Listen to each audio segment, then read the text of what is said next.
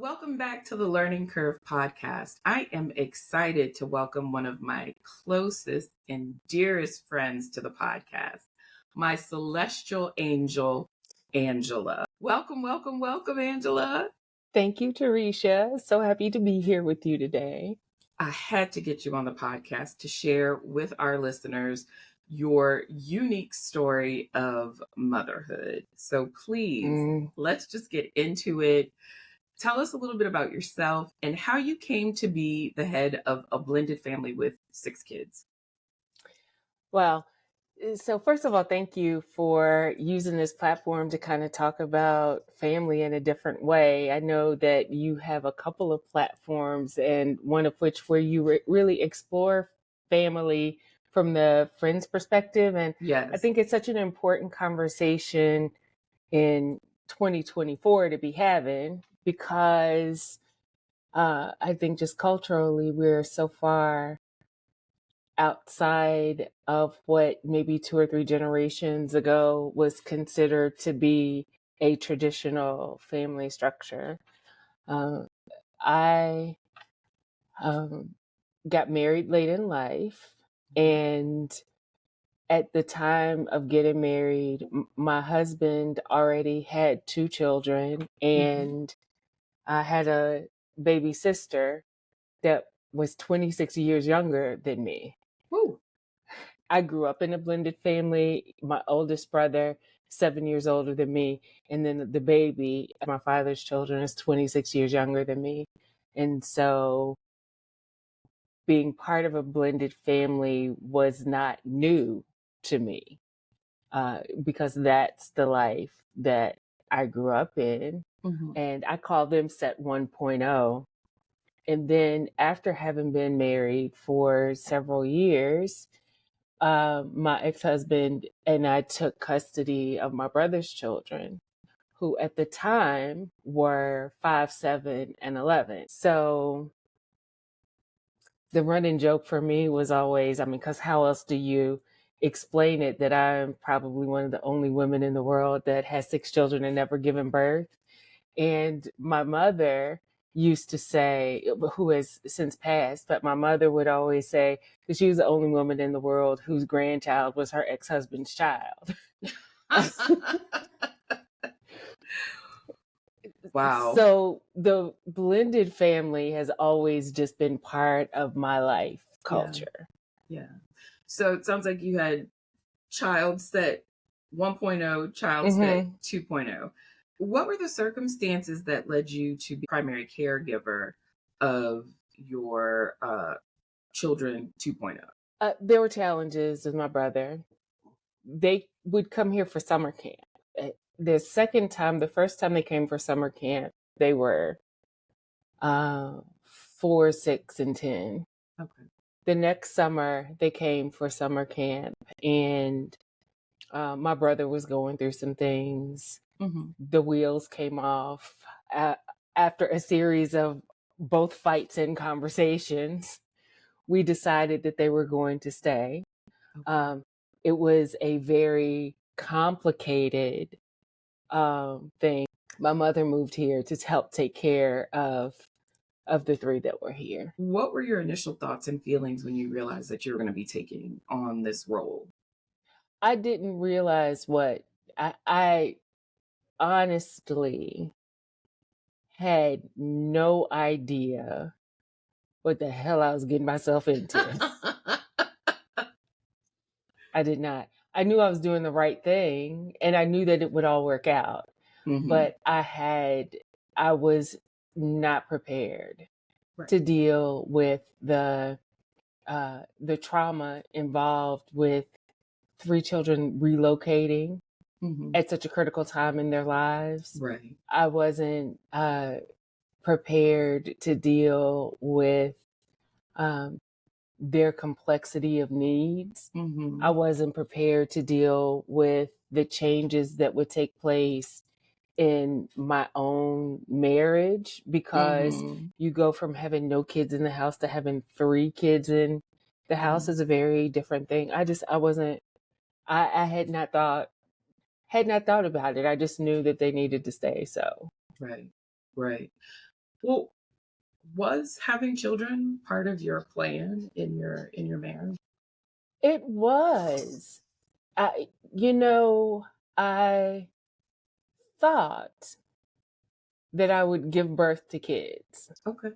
I thought that I would. So I lived in Richmond for a while, took a job in DC, lived in DC for a while, but did not want to stay there because I couldn't see myself raising children in the city. I always Mm-hmm. thought that I would want to be in a more rural, more suburban kind of community when raising children. And shortly after I got married, so I guess it was maybe a little more than a year, my then husband was diagnosed with prostate cancer. Mm-hmm. And we were kind of faced with a do it now or you'll never do it sort of Mm-hmm. scenario. Mm-hmm. I was already older and not physically. I had some concerns about whether I would be able to have children, just period, anyway, because, Mm-hmm.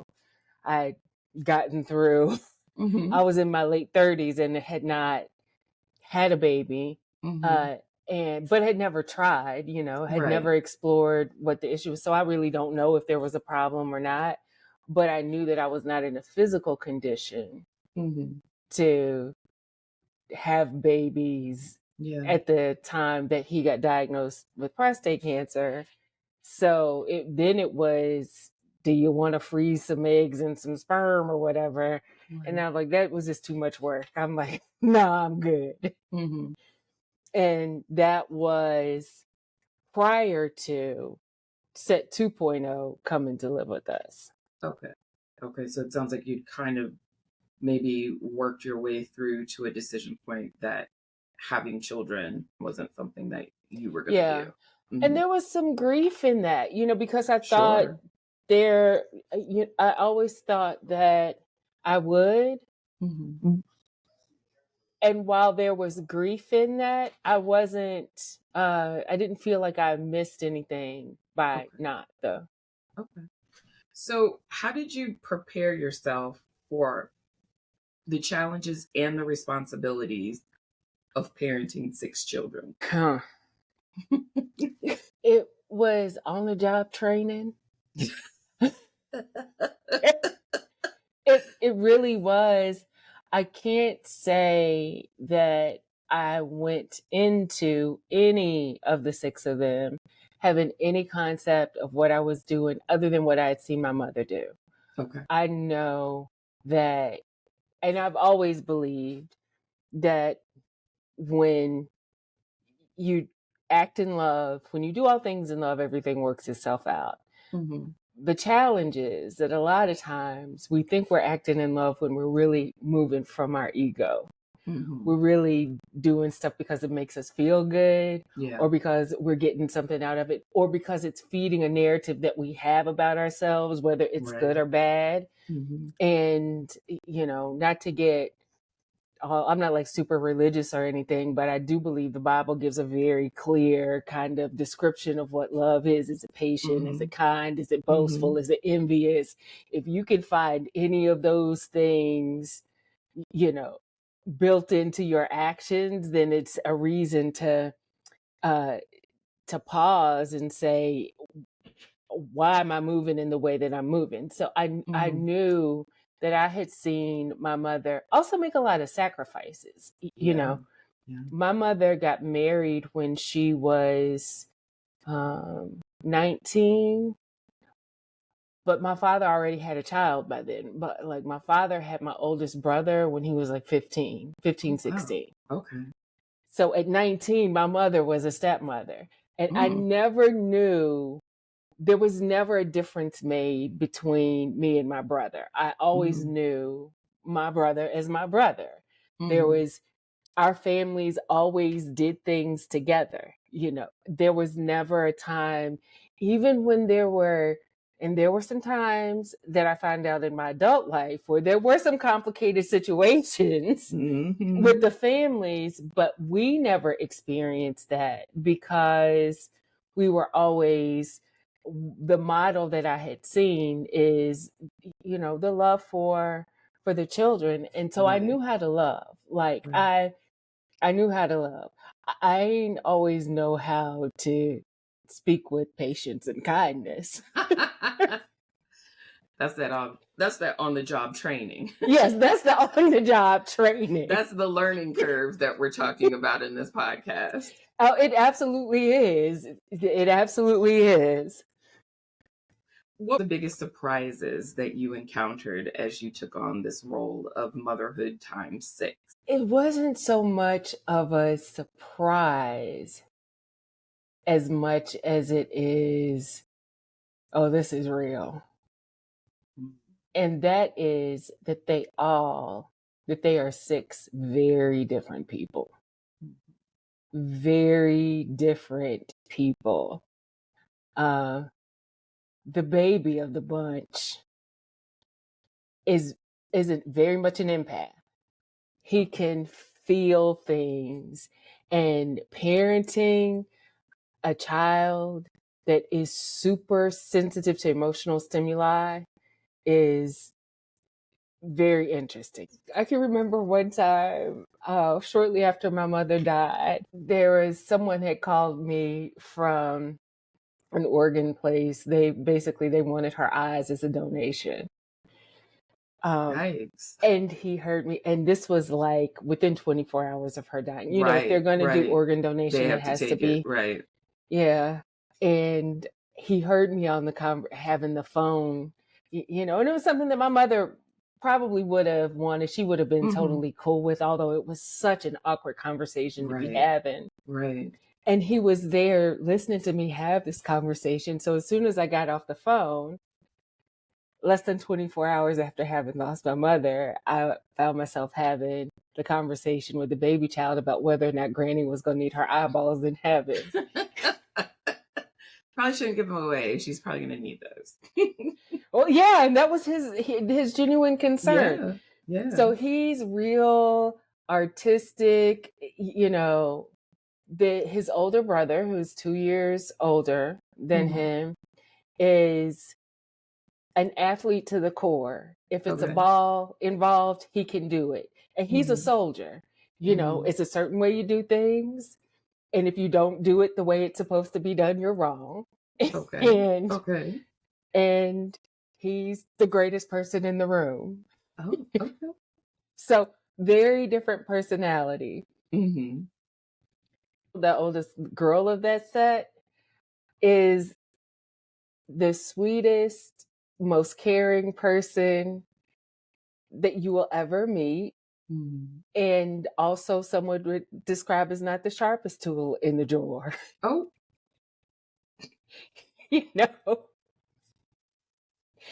I love her. I love them all. Said with love, though. Yes, said with love.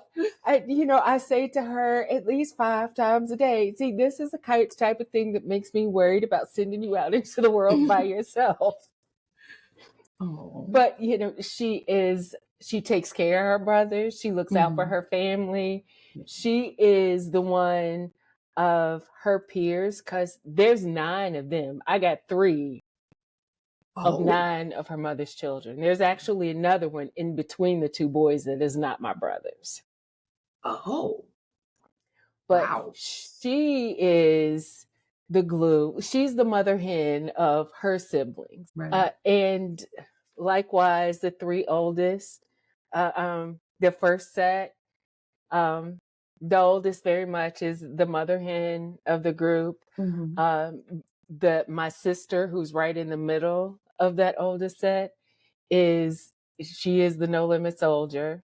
She is and has been through some things. Yes. And the baby, his nickname is the fabulous one. He is, because he's fabulous, and everything he does is fabulous. Of course. So their personalities are so different, which means that their needs are incredibly different. Sure. And I do believe that one of the places where we mess up, not just in a parental relationship, but just in relationships in general, is when we try to love people the way that we want to be loved and not the way that they need to be loved, or in the way that they are asking to be loved. And so that part of that learning curve was learning to speak the language of each of the 6 children and try to meet them where they are versus, putting a structure in place and expecting that everybody just kind of fall in line with the structure. Right. That don't work. Right. Sounds like you tried it. So how do all of the children interact with you and each other? The 3 that are in the house and that are biological siblings clearly have a closer relationship than they all do. It's like set 1.0 were 3 only children. They all lived primarily with their mother, or as in the case of my sister, with their parents. And so we were, weekends and a couple of weeks during the summer. There was a very different sort of situation. The 3 youngest ones, that was always on kind of experience. And so the first set and the second set, there's such a dramatic age difference that, the interaction is holidays and family events and that kind of thing. Text relationship. Yeah. But outside of that, there's not a lot, with the exception of with my sister. Now, my sister and my oldest niece, who's 19 now, they have a pretty close relationship. Sure. But outside of that, it's collaborative family time. Well, that makes sense. I think there's it's almost like 2 generations. Kind of like it really is. A parent parents their children and then ends up taking care of the grandchildren. So kind of two separate generations that you're raising. So it makes sense that they wouldn't necessarily navigate in each other's spheres because of the differences in their generations. What are some of the challenges that you have faced in being kind of the head or co-parent in this blended family, and how did you navigate them? The challenges are what I would say normal life challenges. I think the biggest, so I would say it this way. I had to be willing to adjust my own idea of family in order to be able to function with a large, complex, blended family in a way that was mostly healthy for everyone, in a way that I could be healthy. One of the things that I thought about in preparing just to have this conversation with you is the biggest lesson for me in all of this was that if I am not healthy, nobody's healthy. And that's real. Yes. And you can't fake having, excuse my language, your shit together. Right. Exactly. Because it shows up in your conversation when you don't realize it's showing up in your conversation. It shows up in how you respond to the least of, activities or infractions or situations or whatever.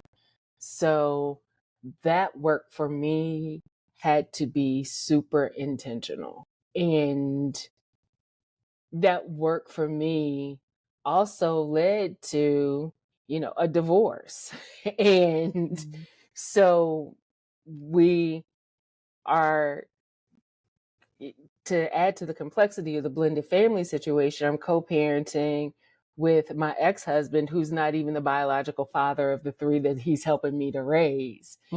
So with all that had happened, it just really took a toll on our marriage. And I did have to make the hard decision to that we were not going to be able to stay together and raise healthy children. We were not going to be able to stay together and get any level of peace ourselves, because things had just unraveled to the point where, you know, sometimes when it breaks, it's shattered, and you don't build it back the way that it was. You allow it to evolve into whatever comes Something new. new. Sure. Which is the second big really learning for me, is that relationships evolve and it's okay.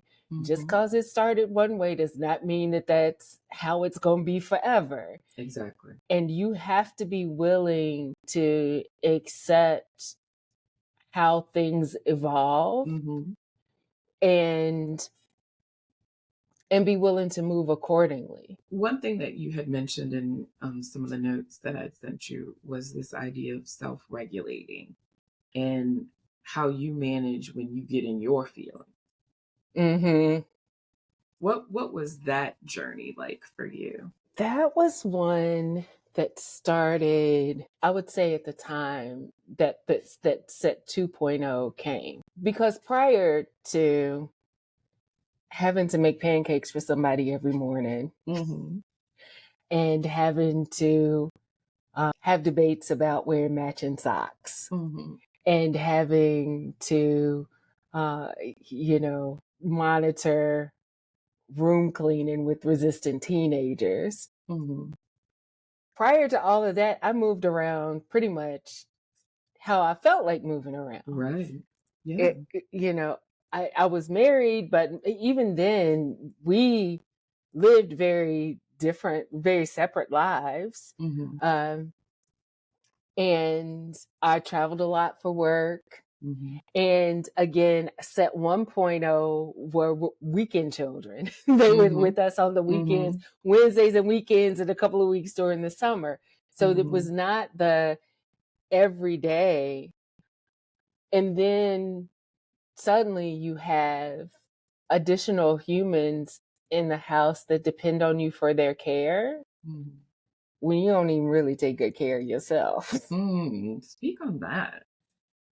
How did you have to kind of grow up in terms of your own care of yourself to then be able to care for children? Everything that happens externally is a reflection of what's going on internally. And I'm a firm believer that what sets up in our body is a result of what's happening in our minds, right? My ex-husband would say to me when the kids were little that I was like Mary Poppins in the morning and Suge Knight in the evening. I'm not Suge Knight.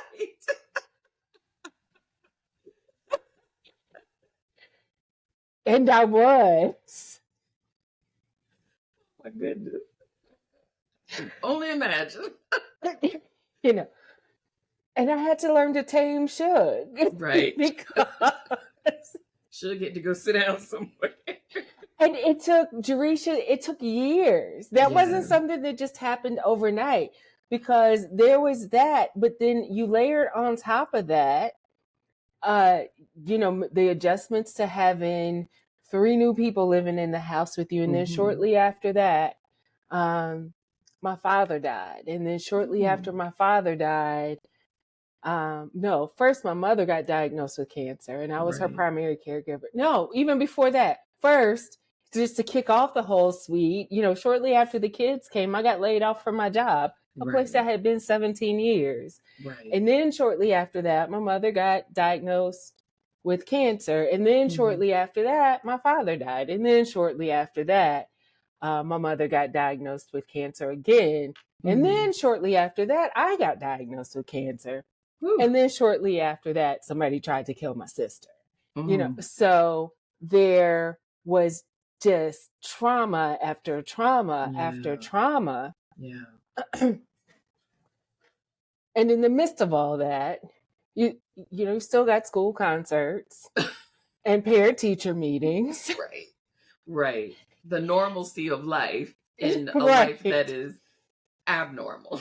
Very abnormal.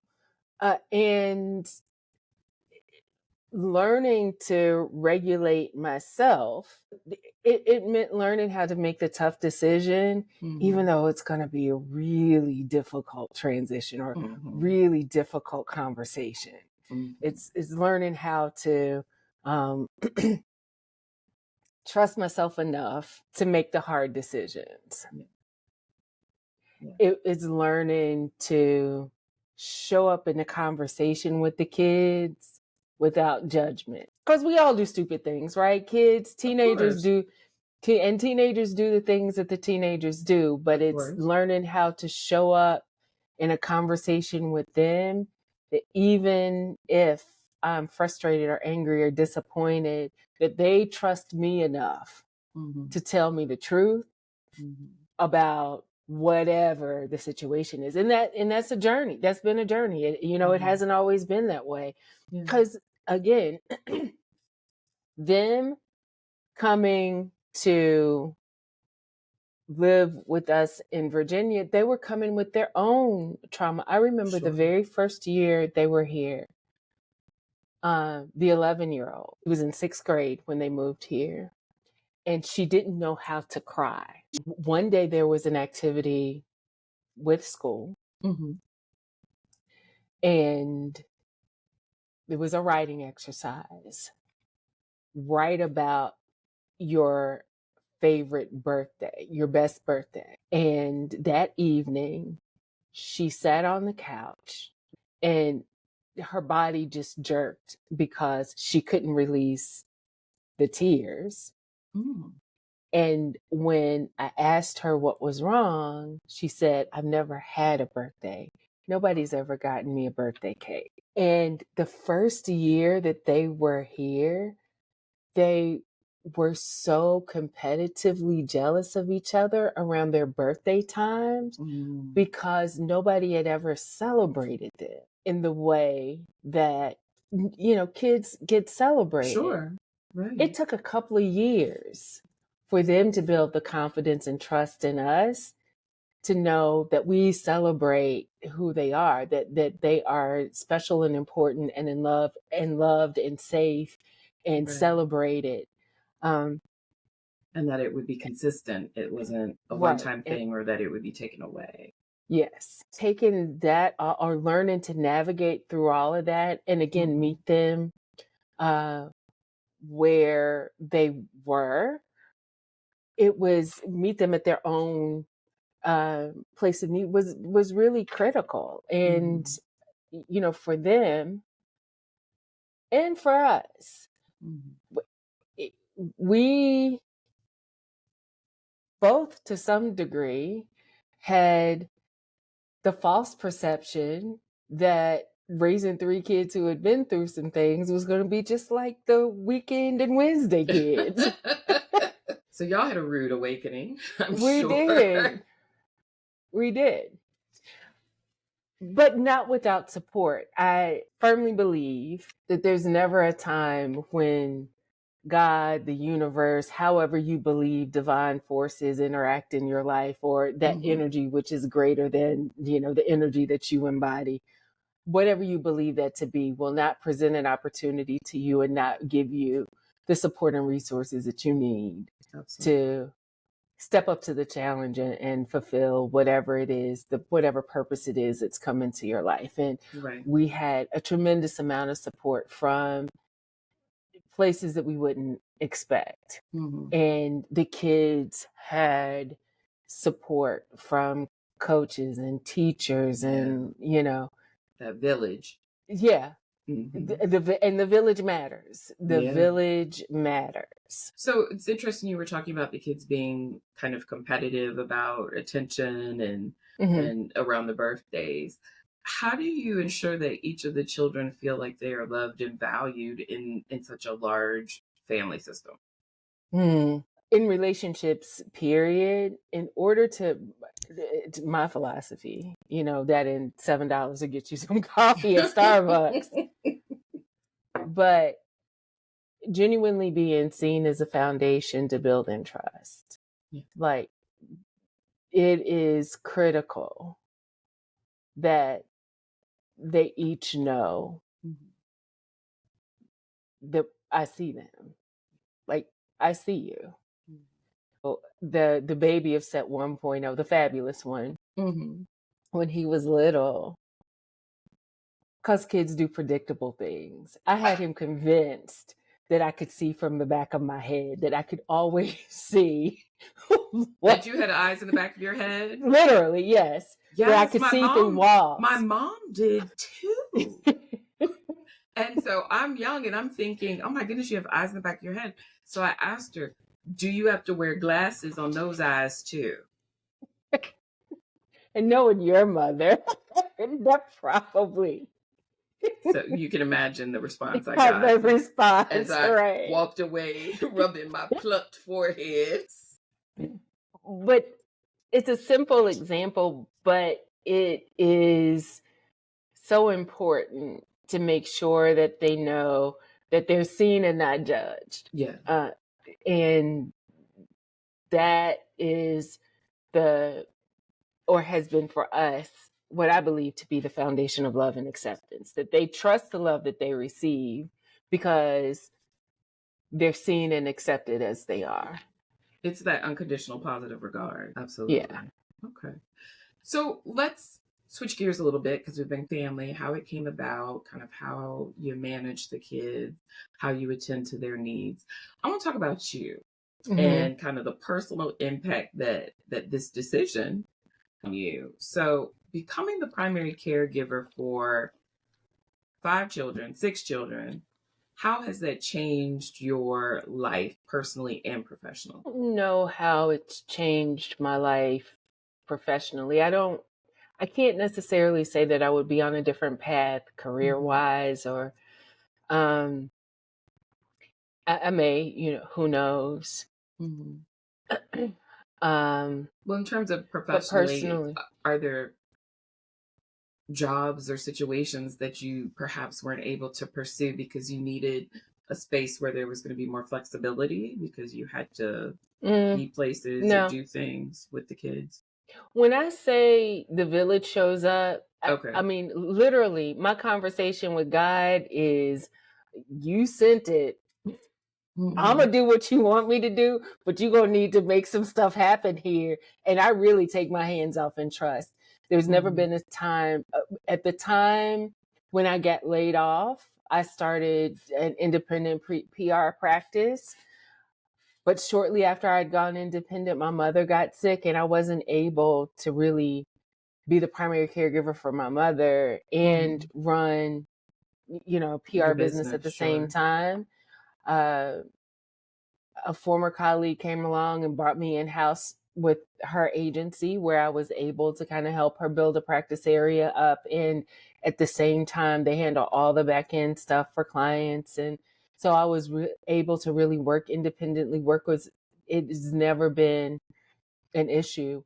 Everything that I have needed to do what I need to do has always shown up at the time that I needed to show up. Right. And what I would say about me personally is that it forced me to deal with my own stuff, because like I said in the beginning, if I'm not well, nobody's well. Right. And I had to go through the phases of seeing everybody be unwell and know that it was because I was poisoning the system.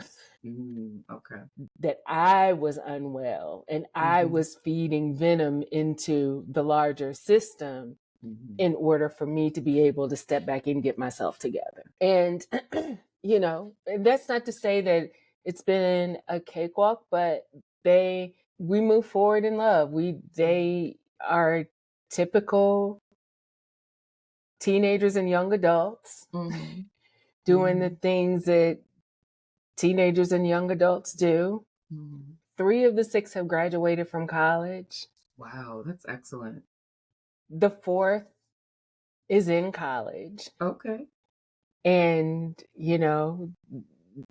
the 2 coming up the rear know the expectations. Doesn't, and it's like, you don't have to go to college, but and I say to them often,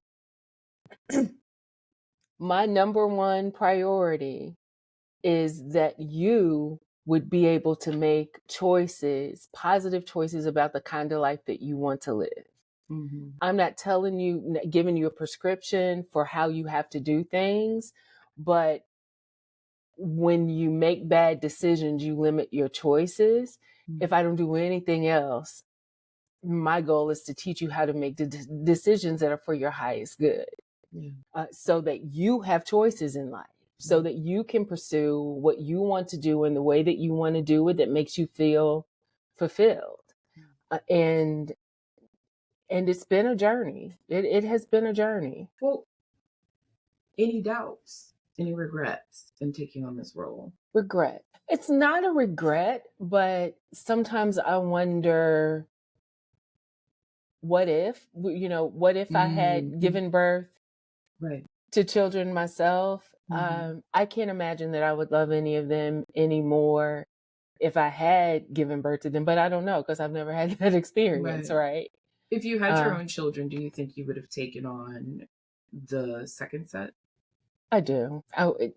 Probably against the advice of, friends and family. Right. But there's not a doubt in my mind that I would not have done anything differently. Okay. I would not have done anything differently. What do you feel are the most rewarding aspects of doing what you do, taking care of your watching family? them grow, watching them, one of the biggest grief triggers for me is watching the children, all of them, step into success. Seeing them be able to experience success is both one of the most rewarding things, and it's also the grief trigger for me, right? Because my parents would have given anything to see this stage of their lives. And my biggest fear for all of them has always been that I would do something to screw them up, right? That there's I do not take lightly that I've been entrusted with the lives of 6 people who are learning to navigate themselves on this big spinning rock, right? Right. And there are times when that weighs, there's so much going on in the world. There are times when that weighs really heavy on me. When they were little, and this is for all of them, not just the second set, but when they were little, it was one thing because anytime they were doing something, anything they were having new experiences, I'm typically there and involved in some way, and then they get to be teenagers and start driving independently and, having Black sons navigating white spaces. Yes. Is something that keeps you in right relationship with God, and a lot of times I just literally yesterday, I done cussed 2 managers out at Food Line in the past 24 hours. Oh, Lord. Because we live in a pretty mixed community. There's a grocery store that's right in front of the neighborhood where we live. So yesterday, one of the managers in the Food Line that's right in front of my very well manicured neighborhood where there are lakes and pools and whatnot, the manager in the Food Line decides that she's going to follow my son around the store because he had left the pool with a group of his friends. They went to Food Line to get some snacks and some lotion. They were in the store a little longer, took a little longer to make their purchases than I guess was comfortable for her. And her choice was to follow these Black boys around the store to monitor what they were doing. And he's 15. So helping them navigate the complexities, I don't take that lightly. I don't. And they forever be like, Auntie, you doing too much. Oh, so they came back and told you the experience, and then you went right on over to the Food Line. Absolutely did. And I did. And then when she ain't come out her mouth right, when I went over there last night, I went back this morning and talked to her boss. Oh, no. Okay. Well, So just so that we all, because if you go poking Suge, right. Suge is going to show up. Suge is going to awaken. Right. Right. Okay. All right, Mama Bear. I hear you. I see you. But their life experiences, like their experience is different. And I don't take lightly the importance of helping them make good decisions, teaching them how to stay safe in a world that's not necessarily for them. Yeah. Mm-hmm. Absolutely. Absolutely. Let's switch gears again. Okay. And let's talk about this co-parenting situation. Mm-hmm. You kind of mentioned earlier that your marriage kind of transitioned, you ended up divorced, and that now you and your ex-husband co-parent the children. How did you handle that transition, and what strategies have you found that make co-parenting effective and that you guys are able to keep a positive relationship specifically for the sake of the children? People often say communication is key. And I believe communication is important, but if you don't take anything else out of this, my mantra is deal with your own shit, because your stuff shows up in how you communicate. I never in a million years would have thought that we would end up divorced. Like that, like I didn't even see that as a possibility. But it had shattered. Yeah. And it had shattered a good 2 years before I made the decision to leave. And as my mother was dying, one of those deathbed conversations I was having with my mother, I remember her saying to me, don't do what I did. Don't sacrifice everything and not take the time to enjoy your own life. Yes. So I started with a grief recovery coach. Okay. And went through some of the, all of the exercises that really help you to see your relationships. And we got to this place where we were working on, she told me to pick one relationship. And I chose the relationship, even though my mother had just passed, I chose the relationship with my husband because I knew that something had to happen. And I didn't know how to do it. And when I got honest with myself, going back to the very beginning, it reflected back to me a lot of bad choices over a period of time that I needed to forgive myself for, and that I then needed to sit down and have a conversation with him about. And without blame or judgment. And the first conversation was hard. Like I didn't realize how angry he was with me until, because I was always the martyr. Right.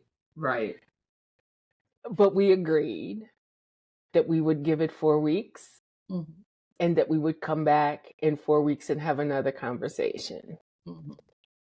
And I was incredibly prayerful during that period of time. Sure.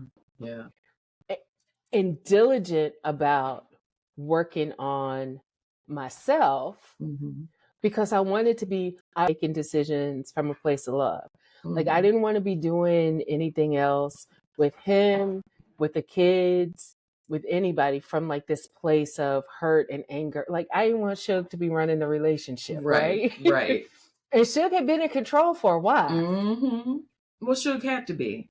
Yes. Yeah. Suge had to be in control. But it was time to let Suge rest. And in 4 weeks, without judgment or anger or, just we sat down for a conversation, and both were able to at that time recognize that it was the right thing to do. The initial transition was rough. It was, it was rocky there for a few weeks. when we sat down and told the kids together. We all went out to eat. We sat down. We told them that we're separating at the time. And then we all came to see the house together. And people told me I was crazy. Like, and I still hear to this day, people will say things to me like, it couldn't be me, or I don't know how y'all do that, or, and I really feel like that says more about them than it does about me, because we are much more accepting of having venomous, toxic relationships when a relationship evolves than we are of people being grown. Right. And you can have an adult relationship with somebody that you are no longer married to. You can co-parent with, if everybody shows up, if everybody just commits to trying to be their best self, and to trying to do the right thing, you can navigate any kind of challenges. You can navigate those things. Thank you for kind of taking us through that journey, because I do think it's important for people to kind of understand that life is lifing on so many different levels, and so many different pieces are working together, and you're trying to juggle not only the parenting piece, the professional piece, your own personal identity, but then you have this relationship that was, because I know you and have been there through most of it, a very long-standing relationship. Yes, to say the least. In all of its shapes and forms. And to have that, changing and transitioning into something else while still trying to keep all these other balls in the air. I think that that's what the powerful message is in this, that there's a lot happening, and you're trying to keep it all going. And sometimes some things are going to fall. Some of those balls are going to drop and roll away. And it's going to take a minute to kind of reclaim them and get them back up going. And that's which ones you just need to let go. Right. Right. Or give to somebody else to juggle. Right. Right. It's one I had to reconcile, and I had to make a decision about how I would move forward with the things that scared me and find peace with that before I even started the process. Yeah. As I was leaving, I had to make peace with the fact that I could be raising 3 kids all by myself. He could say, I don't want anything else to do with you or them.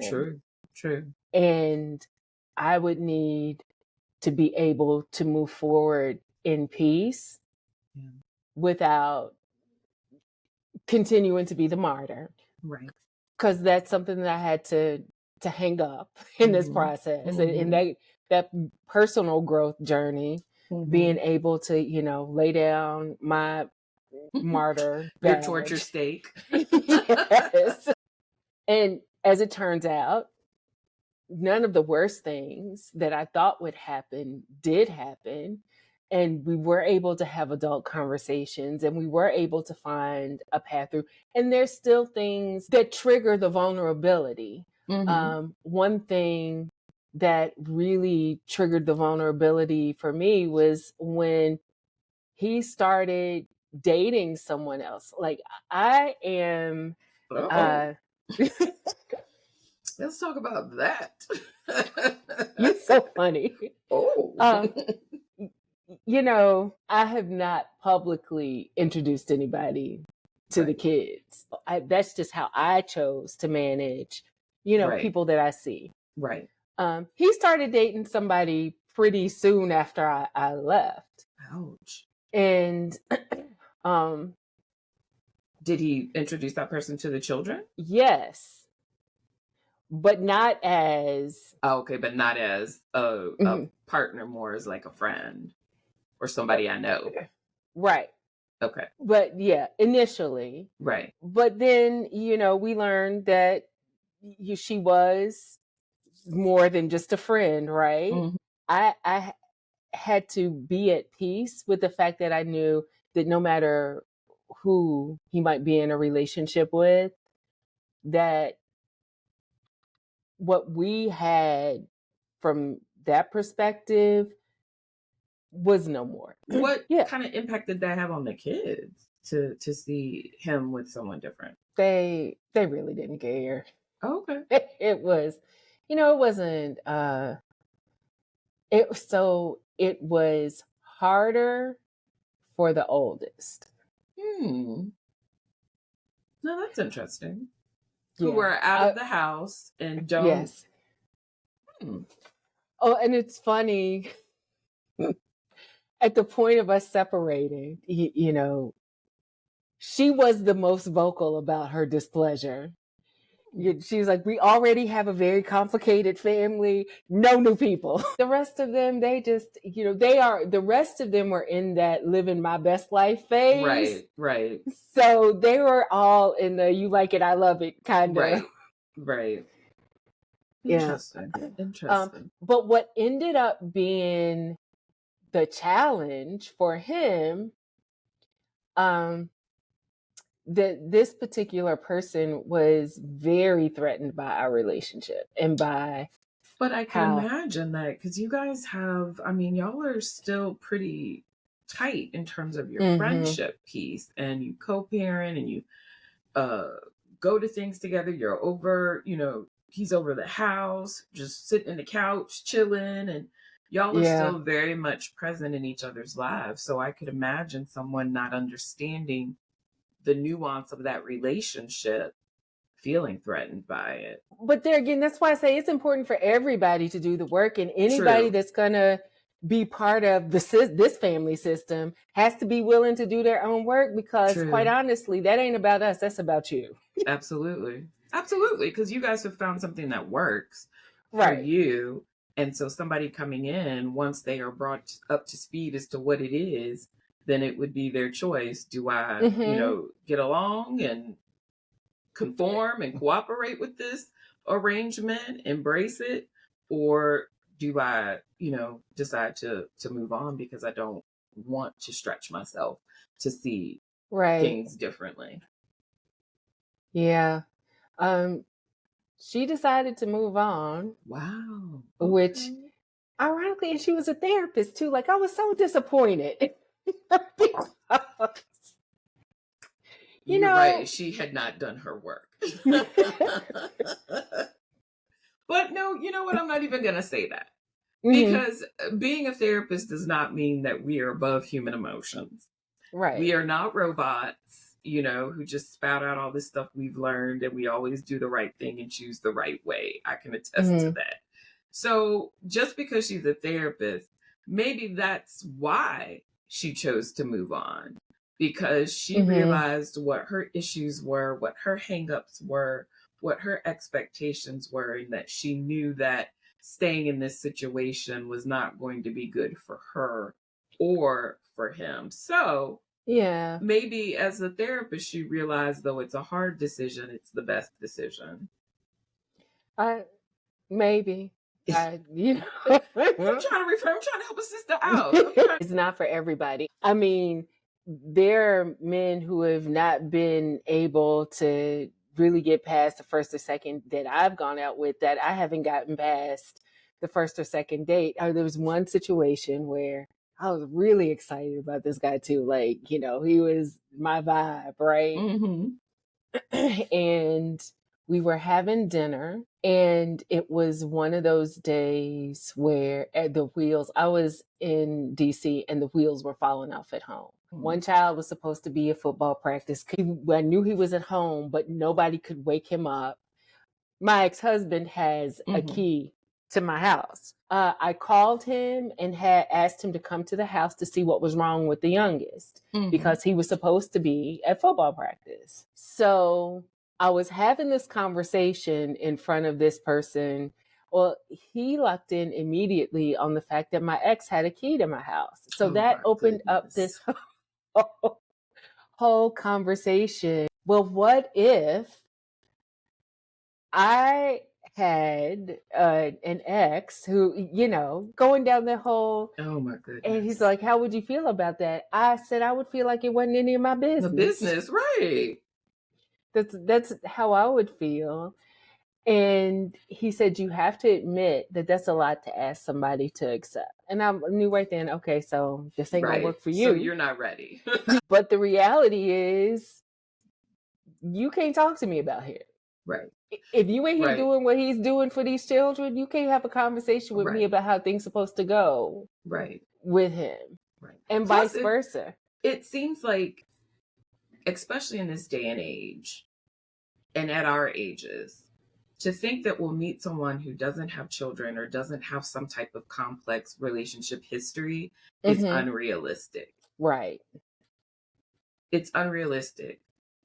So why not be with somebody who's actually worked out a way to successfully navigate that space? You know, would he prefer that you've got the crazy, you know, ex-husband who's driving by at night looking for cars, or that you're the, you know, crazy ex-wife who's showing up places?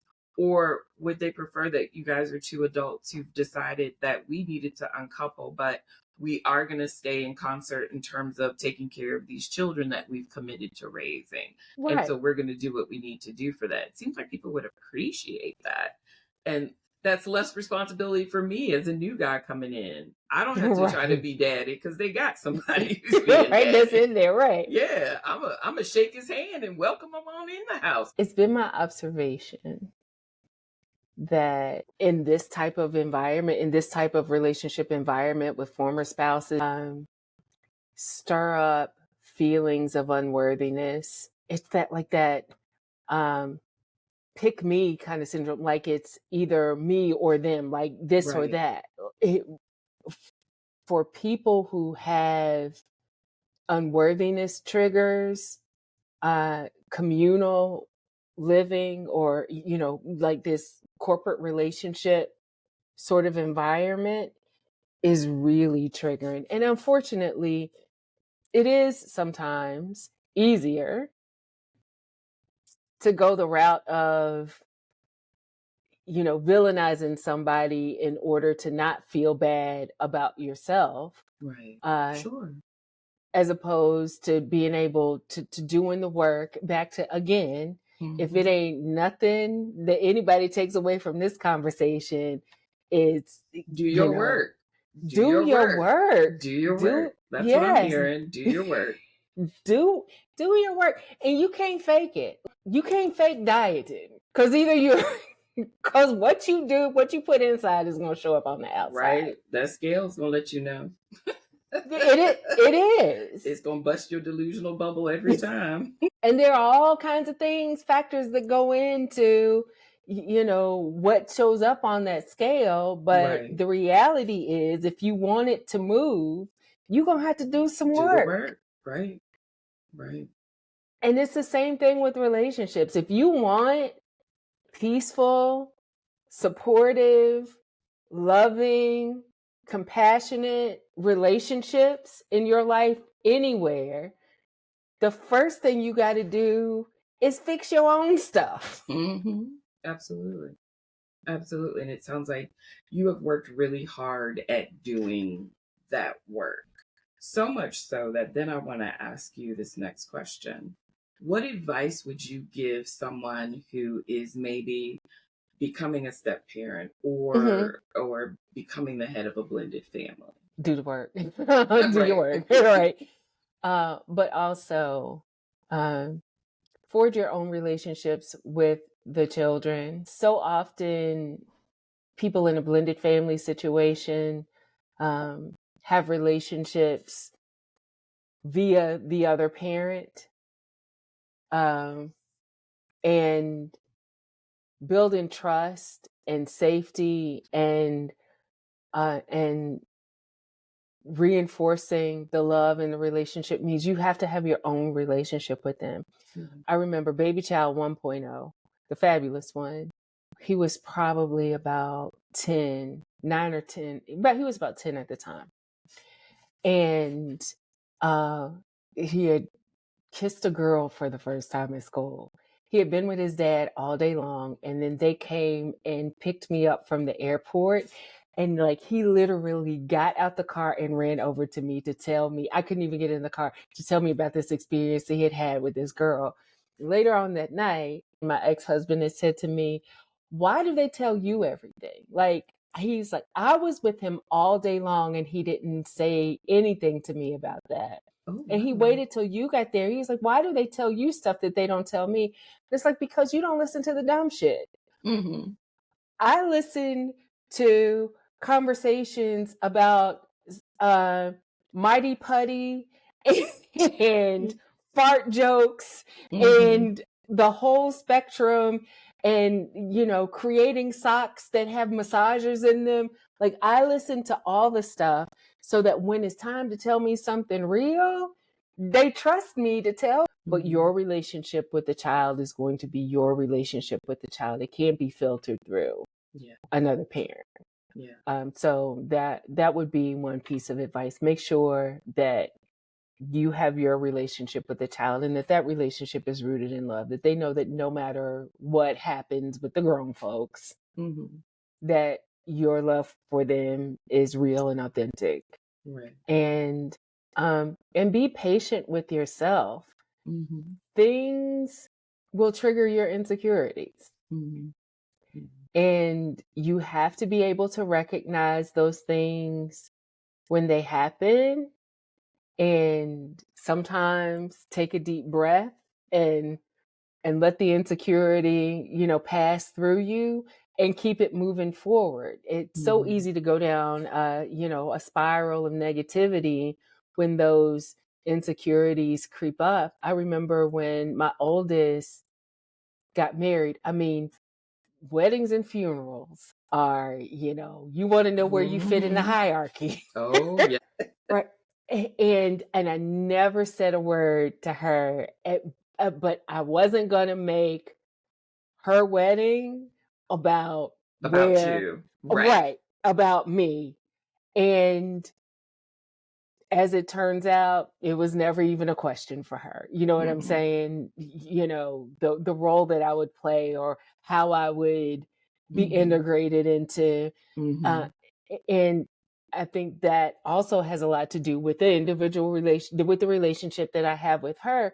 Mm-hmm. But you have to understand that the children are also navigating their relationships with multiple parents, and sometimes parents who Sure. have hurt feelings. And Yes. you can't take that out On the on the kids. kids. Mm-hmm. And the last point would be just be a grown up. Just, Mm-hmm. you know, Yes. you get one good girlfriend to go tell all your irrational Mm-hmm. thoughts to. Don't speak that out loud to anybody else. Right. Right. Right. Don't be running around telling everybody and their grandmother Mm-hmm. all your thoughts going on in your Right. head, because that undermines the family unit. I Yeah. remember my sister-in-law's mother taking my hand at my wedding, and she said to me during my reception, "You gonna forgive him long before the rest of your family will. Mm-hmm. So you need to make sure that your relationship with your husband is with your husband." That's some advice right there. That is some advice right there. Yeah. Yeah. And advice to live by. Yeah. You know, Yeah. those irrational thoughts that There run we through go. your head are too Mm-hmm. much for your good girlfriend to handle. Get you a therapist. Right. Yes. Get you somebody qualified to help you navigate Mm-hmm. that, because Mm-hmm. spewing that out into that's the poison. You know, that's the poison that I had to learn early with the kids, that I Mm-hmm. was putting into the well, that I was Mm-hmm. putting into all the, you know, all of my insecurities, all Mm-hmm. of my irrational thoughts. Voice you give that to that kind of stuff, the more life you give to it. The more life you Mm-hmm. give to it, the more it infects every person around you. Mm-hmm. And that's part of doing the work. This experience, I think, has just really highlighted a lot of your strengths and the things that attract me to you as my celestial fairy godmother, about your spirit and your ability to kind of navigate through tough situations and to always lead with love and to find the good, whether it's in yourself or other people. So I've really enjoyed the conversation. I've really enjoyed you kind of being transparent and pretty vulnerable with us and sharing some of your challenges. How do you envision your role evolving as the children continue to get older? Your 1.0 set are kind of out in adulthood now, and it sounds like the 2.0 set are quickly getting to that point. So how do you see your role kind of shifting? You said to me a few weeks ago, you asked me what I was going to do when they were out of the house, and I gave you some answer. And you said, no, I think you're going to go find more children.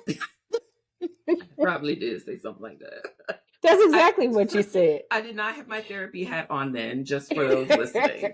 That was girlfriend to girlfriend. Thank you. It's a big shift from manager to consultant with your kids. Yeah.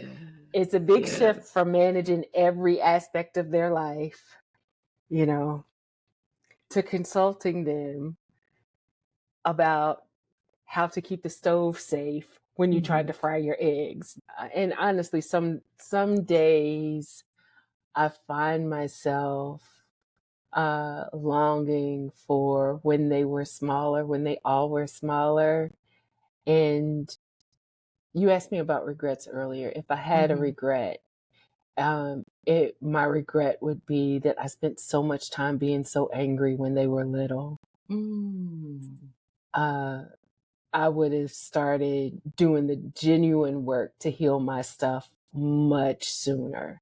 But now that I know what I know, and I'm transitioning to consultant, and we're trying to, I got 2 more to get through, 1 more to get through college, 2 more to get through high school and college, and they're launching into their own lives.